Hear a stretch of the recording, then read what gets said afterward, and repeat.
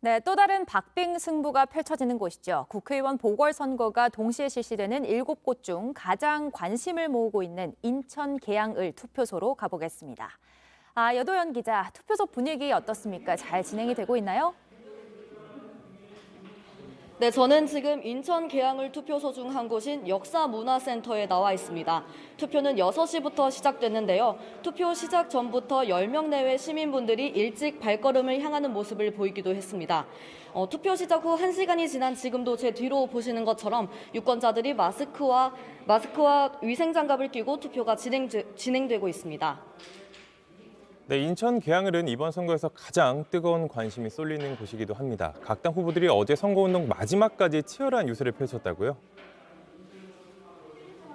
네, 이번 지방선거 사전투표율은 20.62%로 역대 사전투표율 중 가장 높았는데요. 특히 이곳 인천 계양을은 평균보다도 4%포인트 이상 더 높은 24.94%를 기록했습니다. 역시 박빙의 승부처답게 높은 사전투표율을 보인 겁니다.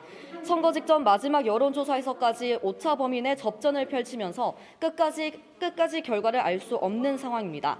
때문에 이재명 더불어민주당 후보는 전국 주요 격전지 지원에 나서는 대신 마지막 날까지 인천을 누볐습니다. 연고보다는 실력을 외치며 인천 다걸기를 다짐한 겁니다. 이에 맞선 윤영선 국민의힘 후보는 어젯밤 늦게까지 이준석 대표와 함께 거리 유세를 벌였습니다. 힘 있는 여당 후보를 강조하면서 계양에 25년 거주한 토박이 후보를 선택해달라고 호소했습니다. 네, 인천 계양을 판세, 여야에서는 이제 어떻게 전망하고 있습니까? 특히 민주당 대선 후보였던 이재명 후보의 결과에 이목이 쏠리고 있는데요. 그야말로 대선 주자 대 무명 정치인의 박빙 승부가 펼쳐지고 있고 두 후보 모두 승리를 자신할 수만은 없는 상태입니다.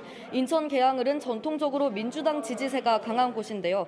이재명 후보가 승리한다면 차기 대선 도전의 발판을 마련할 것으로 보이고요.